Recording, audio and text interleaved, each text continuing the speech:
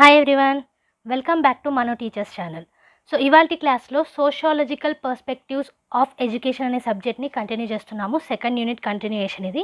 Already first unit playlist అనేది మనకి ఛానల్లో అవైలబుల్ ఉంది. సెకండ్ యూనిట్ కూడా ఇవాల్టితోటి కంప్లీట్ అయిపోతుంది.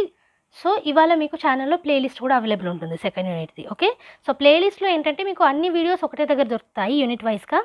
అండ్ ఆల్సో అన్ని వీడియోస్ యొక్క నోట్స్ అనేది పీడిఎఫ్ ఫోల్డర్లో ఉంటుంది in playlist description box. Okay, so ప్రతి ఒక్క సబ్జెక్ట్కి సపరేట్ యూనిట్ యొక్క లిస్టులు ఉంటాయన్నమాట. అంటే ఫర్ సపోజ్ ఇప్పుడు మ్యాథ్స్ పెడగాలజీ తీసుకున్నారంటే మనకి ఫస్ట్ సెమ్లో 5 యూనిట్స్ అనేవి కంప్లీట్ అయిపోయాయి. సో యూనిట్ 1 నుంచి యూనిట్ 5 వరకు ఒక్కొక్క యూనిట్కి ఒక్కొక్క ప్లేలిస్ట్ అనేది అవైలబుల్ ఉంటుంది. ఓకే, సో అలాగే ఇవాల్టి సబ్జెక్ట్కి కూడా యూనిట్ 1 ప్లేలిస్ట్ అనేది అవైలబుల్ ఉంది. అండ్ ఇవాల్టితోటి యూనిట్ 2 ప్లేలిస్ట్ కూడా మీకు అవైలబుల్ ఉంటుంది. ఓకే, సో నెక్స్ట్ క్లాస్ నుంచి థర్డ్ యూనిట్ అనేది స్టార్ట్ చేద్దాము. సో ఇవాల్టి క్లాస్ చూసుకున్నట్టయితే last class of second unit which is relation between culture and education. So last క్లాస్లో కల్చర్ గురించి అండ్ ఎడ్యుకేషన్ యొక్క ఇంపాక్ట్ గురించి చూసాము.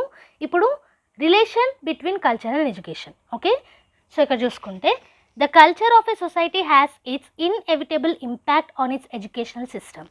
సో ఇండియాలో ఇంకా స్పెషల్గా చూసుకున్నట్టయితే ఎడ్యుకేషనల్ సిస్టమ్ మీద కల్చర్ యొక్క ఇంపాక్ట్ అనేది ఉంది మనకి. The educational system points to the various needs of the society concerned because it towards the fulfillment of the same that education is organized. So ఈ ఎడ్యుకేషనల్ సిస్టంలో మనకి వేరియస్ నీడ్స్ ఆఫ్ ద సొసైటీని fulfil చేస్తాయి. Okay, so culture కూడా మనకి అదే ఉపయోగపడుతుంది, అవునా? సో అదే ఇక్కడ మనకి చెప్తున్నారు, మనం ఎడ్యుకేషన్ని ఆర్గనైజ్ చేసిందే సొసైటీ యొక్క నీడ్స్ని ఫుల్ఫిల్ చేయడానికి. సో కల్చర్ కూడా సొసైటీలో భాగమే కదా, అలాంటప్పుడు కల్చర్ యొక్క ఇంపాక్ట్ అనేది ఎడ్యుకేషనల్ సిస్టమ్ మీద ఉంటుంది. Okay, if the culture of a society is chiefly materialistic, the education system there is based on competition and the efforts of the individual there and is directed towards the achievement of material goals but not towards spiritual or aesthetic ones. So మనం last క్లాస్లో కల్చర్లో materialistic culture ఉంటుంది, అలాగే non materialistic culture ఉంటుందనేసి చూసాము. So సొసైటీలో ఒకవేళ culture అనేది ఎక్కువ మెటీరియలిస్టిక్ ఉందనుకోండి, ఎడ్యుకేషన్ సిస్టమ్ కూడా కాంపిటీషన్ మీద, మెటీరియల్స్ మీద, ఇండివిజువల్స్ యొక్క మెటీరియలిస్టిక్ వ్యూస్ మీద బేస్ అయి ఉంటుందన్నమాట. ఈ స్పిరిచువాలిటీ, యాస్థెటిక్ వన్స్ వీటి సైడ్ పోదన్నమాట. ఓకే, అంటే ఈ నాన్ మెటీరియలిస్టిక్ కల్చర్ సైడ్ పోదు.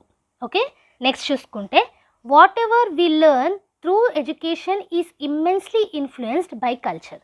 సో ఎడ్యుకేషన్ ద్వారా మనం ఏదైతే నేర్చుకుంటున్నామో దాని మీద పూర్తి ఇన్ఫ్లుయెన్స్ అనేది మనకి కల్చర్ ద్వారా కూడా ఉంటుంది. Okay, Bartlett says that social traditions influence ways of thinking, remembering, imagining and doing creative things. So Bartlett గారు ఏమన్నారు అని అంటే, ఈ సోషల్ ట్రెడిషన్స్ మన సొసైటీలో ఏవైతే ఉన్నాయో అవి మన థింకింగ్ వేని, మనం గుర్తుపెట్టుకునే వేని, మనం ఇమాజిన్ చేసుకునే వేని, మనం క్రియేటివ్ థింగ్స్ని చేసే వేని, వీటన్నిటి మీద ఇన్ఫ్లుయెన్స్ చూపిస్తుంది అనేసి అంటున్నారు. ఏం ఇన్ఫ్లుయెన్స్ చూపిస్తాయి? Social traditions. నెక్స్ట్ చూసుకుంటే whatever is considered as the most important aspect of culture and accepting of which is likely to increase one's prestige is learnt by an individual and he tries to forget other common items. So కల్చర్లో ఏది accept చేయబడుతుంది, ఎలాంటివి important aspects ఉన్నాయి, and అలాగే మన ప్రెస్టీజ్ని ఏవి పెంచుతున్నాయి, వీటన్నిటి మీద డిపెండ్ అయ్యి ఇండివిజువల్ తనని తను నేర్చుకోవడానికి చూస్తారనమాట చుట్టూ ఉన్న వివరాలని. ఓకే, అండ్ అలాగే మోస్ట్ కామన్ ఐటమ్స్ని మర్చిపోతూ అసలు కల్చర్లో ఏముంది అనేది ఎక్కువగా కాన్సన్ట్రేట్ చేస్తారు. అదే ఇక్కడ మనకి చెప్తున్నారు. Thus culture not only goads him to learn certain things but it also inspires him to retain certain things in the mind and forget others. So ఈ విధంగా కల్చర్ అనేది, గోడ్స్ అంటే స్టిమ్యులేట్ చేయడం అనమాట, కొత్త విషయాన్ని నేర్చుకోవడానికి స్టిమ్యులేట్ చేయడమే కాకుండా అప్పుడప్పుడు కొన్ని విషయాల్ని మర్చిపోయేలాగా కూడా చేస్తుంది కల్చర్ అనేది. ఓకే, సో అదే ఇక్కడ మనకి చెప్తున్నారు, దీని ద్వారా మనకి ఎడ్యుకేషన్ మీద కూడా ఇన్ఫ్లుయెన్స్ అనేది పడుతుంది. Okay, the educational system of a place is of a very ordinary standard if its culture is not well developed and in the learning process very ordinary interactions will be possible. So educational system అనేది ఆర్డినరీగా ఉండే స్టాండర్డ్స్లో ఉందనుకోండి, అక్కడ culture అనేది well developed కాదని అర్థం. Okay, so అక్కడ ఏంటంటే ఈ ఇంటరాక్షన్స్ ఉంటాయి కదా సొసైటీ మధ్యలో, అది కూడా చాలా ఆర్డినరీ ఇంటరాక్షన్స్ ఉంటాయి అనేది చెప్తున్నారు. In such a system formal education is very adequate because the purpose of education becomes generally limited to learning of very ordinary things pertaining to social life. ఎందుకు అనంటే ఈ ఆర్డినరీ స్టాండర్డ్స్ ఉన్న educational సిస్టంలో మనకి చాలా వరకు డిఫరెంట్ ఇంటరాక్షన్స్కి ప్రమేయం అనేది ఉండదు. సో దానివల్ల సోషల్ లైఫ్ అనేది కూడా ఆర్డినరీగా ఉంటుంది కాబట్టి దానికి తగ్గట్టే ఎడ్యుకేషనల్ పర్పసెస్ కూడా ఉంటాయి.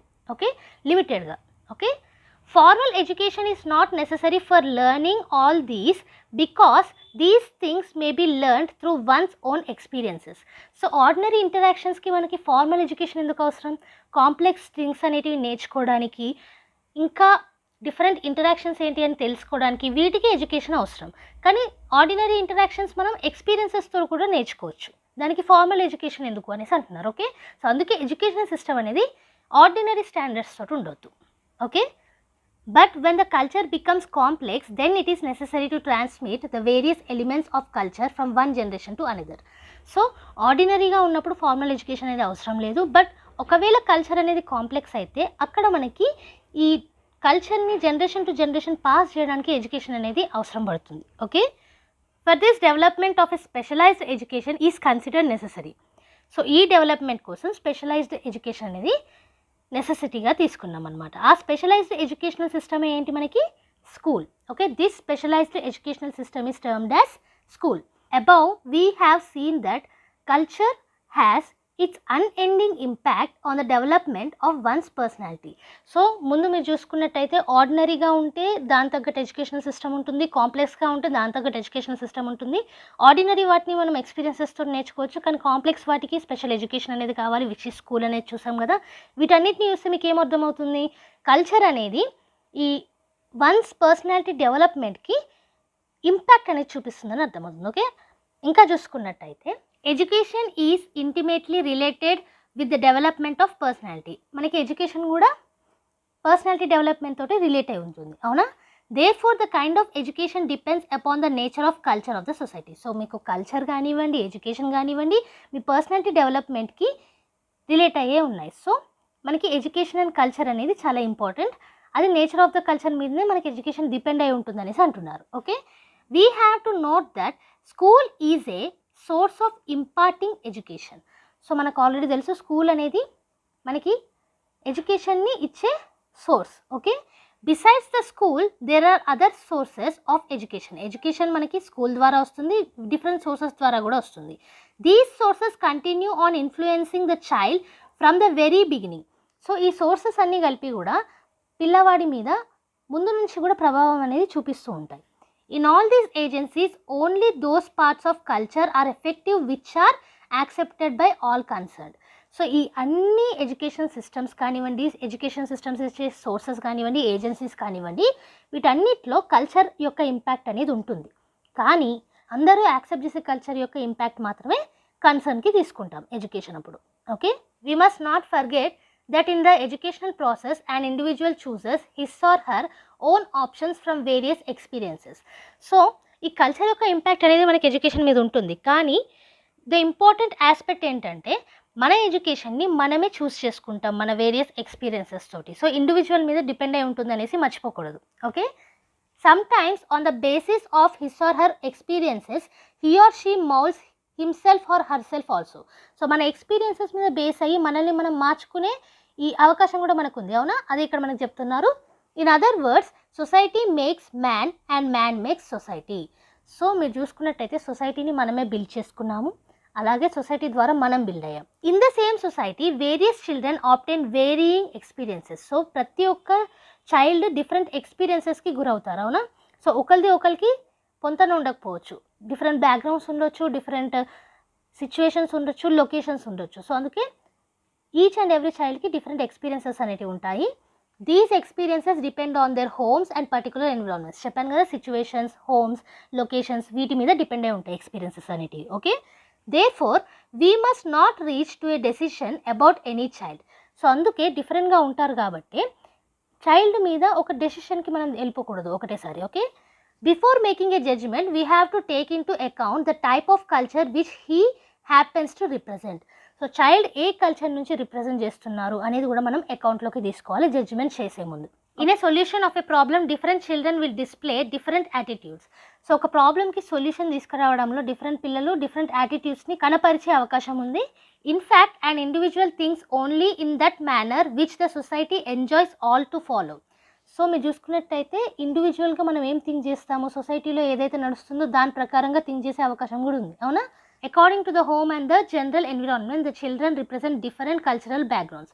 సో వాళ్ళు పెరిగిన ఎన్విరాన్మెంట్ కానివ్వండి, వాళ్ళు ఉన్న హోమ్స్ కానివ్వండి, వీటి ద్వారా డిఫరెంట్ కల్చరల్ బ్యాక్గ్రౌండ్స్ నుంచి వస్తూ ఉంటారు పిల్లలు. That is why many sub cultures are found in a big cultural group. అందుకే మనం చూసుకున్నట్టయితే ఒక కల్చరల్ గ్రూప్లో చాలా సబ్ కల్చర్స్ అనేటివి కనిపిస్తూ ఉంటాయి.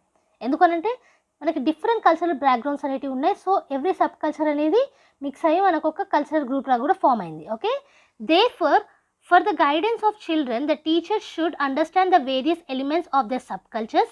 That is, he must closely study the home and the surrounding environment of the child. So అందుకే సబ్ కల్చర్స్ చాలా ఉంటాయి కాబట్టి వాటిలో ఉన్న ఎలిమెంట్స్ అనేటివి టీచర్ అర్థం చేసుకోవాలి పిల్లల్ని ఎఫెక్టివ్ లెర్నింగ్కి తీసుకెళ్ళడానికి. అలాగే క్లోజ్గా వాళ్ళ హోమ్ని కానివ్వండి, వాళ్ళ సరౌండింగ్స్ని కానివ్వండి స్టడీ చేయాలి. ఓకే, పిల్లల యొక్క సరౌండింగ్స్ని. The teacher should also understand the cultural motivations of parents as same are closely related with their expectations regarding education of the children. So మన పిల్లల భవిష్యత్తు గురించి మనమే ఎక్కువగా ఆలోచిస్తాం యాజ్ పేరెంట్స్, అవునా? సో పేరెంట్స్ యొక్క కల్చరల్ మోటివేషన్స్ ఏంటి అనే దాని మీద కూడా దృష్టి పెట్టాలి teachers. Okay, generally it is supposed that all agree on aims of education. So జనరల్గా చూసుకున్నట్టయితే ఇది చాలా ఎక్కువ ప్రాసెస్ కాబట్టి అందరూ ఎయిమ్స్ ఆఫ్ ఎడ్యుకేషన్ మీద అగ్రీ అయ్యే అవకాశం ఉంటుంది. The development of society will be obstructed if all do not agree for a uniform ideal of education. ఒకవేళ అందరూ ఒకటే ఐడియల్ మీద లేదా ఒకటే మాట మీద నిల్చోలేదనుకోండి, అందరూ అంటే ఒక మాట మీద అగ్రీ అవ్వలేదనుకోండి, అప్పుడు సొసైటీ డెవలప్మెంట్లో ఒక అడ్డుగోడగా నిలుస్తుంది. Okay, but today we find various points of view in people regarding ideals of education. కానీ ఇప్పుడున్న రోజుల్లో మీరు చూసుకున్నట్టయితే ఎడ్యుకేషన్ మీద ఒక మంచి ఒపీనియన్ అనేది ఉంది, అందరూ ఒకదానికి అగ్రీ అయ్యేలా ఉన్నారు, అవునా? It is quite natural to have various outlooks on life in different persons. So పర్సన్కి లైఫ్ మీద అవుట్లుక్ అనేది డిఫరెంట్గా ఉండొచ్చు, అవునా? అందరూ ఒకటేలాగా చూడలేరు కదా, అది చెప్తున్నారు. But we have to proceed onwards according to some common accepted social values and education should be organised accordingly. So మనకి కల్చర్స్ ఉన్నాయి, సబ్ కల్చర్స్ ఉన్నాయి. సో వీటన్నిటిని ఒకటే దగ్గరికి తీసుకురావాలంటే సాధ్యం కాదు, కానీ ఇప్పుడు ఎడ్యుకేషన్ ద్వారా సాధ్యం అవుతుంది. ఓకే, సో అందుకే ఇక్కడ ఏమంటున్నారు అని అంటే different members different point of view అనేది ఉంటుంది లైఫ్ మీద. కల్చర్స్ అనేటివి డిఫరెంట్గా ఉంటాయి, కానీ అందరూ యాక్సెప్ట్ చేసే సోషల్ వాల్యూస్ మీద ఈ ఎడ్యుకేషన్ అనేది ఆర్గనైజ్ చేయాలి అనేసి అంటున్నారు. ఓకే, అది కూడా for the development of the society and children. So ఇది ఇవాల్టి క్లాస్లో మనం relation between culture and education అనే టాపిక్ని చూసాము, which is the last topic of second unit in sociological perspectives of education. Okay, so ఈ వీడియో తర్వాత మీకు ప్లేలిస్ట్ అనేది కూడా అవైలబుల్ ఉంటుంది సెకండ్ యూనిట్కి సంబంధించి. అందులో పీడిఎఫ్ ఫోల్డర్ అనేది ఒకటే దగ్గర దొరుకుతుంది, అండ్ అలాగే ఈ మొత్తం వీడియోస్ కూడా మీకు లైన్గా దొరుకుతాయి. ఓకే, సో యాజ్ యూజువల్ ఈ మొత్తం నోట్స్ కూడా కింద డిస్క్రిప్షన్ బాక్స్లో అండ్ కామెంట్ సెక్షన్లో పీడిఎఫ్ రూపంలో ఉంటుంది, అక్కడ నుంచి ఫ్రీగా డౌన్లోడ్ చేసుకోవచ్చు. ఈ ఫ్రీ నోట్స్ మీకు నచ్చినట్టయితే వీడియోని లైక్ చేయకుండా మాత్రం వెళ్ళకండి, అండ్ కొత్తగా ఛానల్ని విజిట్ చేసిన వాళ్ళు సబ్స్క్రైబ్ చేసుకోండి. పక్కనే ఉన్న బెల్ ఐకాన్ని ప్రెస్ చేస్తే మేము వీడియో పెట్టిన ప్రతిసారి మీకు నోటిఫికేషన్ అనేది వచ్చేస్తుంది. Every Tuesday and Friday regular videos అనేవి వస్తాయి. సో ఇవాళ సండే వీడియో అనేది బోనస్ వీడియో. ఓకే, ఎప్పుడన్నా రావచ్చు మీకు వీక్లో. సో ఏ వీడియో కూడా మిస్ కాకుండా చూడాలంటే కనుక సబ్స్క్రైబ్ చేసుకొని పక్కనే ఉన్న బెల్ ఐకాన్ ప్రెస్ చేయండి, అండ్ అలాగే మీ ఫ్రెండ్స్తో షేర్ చేసుకోండి, సబ్స్క్రైబ్ చేయమని చెప్పండి. అండ్ నెక్స్ట్ వీడియోతో మళ్ళీ కలుద్దాం. అంతవరకు eat, sleep, learn and repeat. And thank you for watching. Bye bye.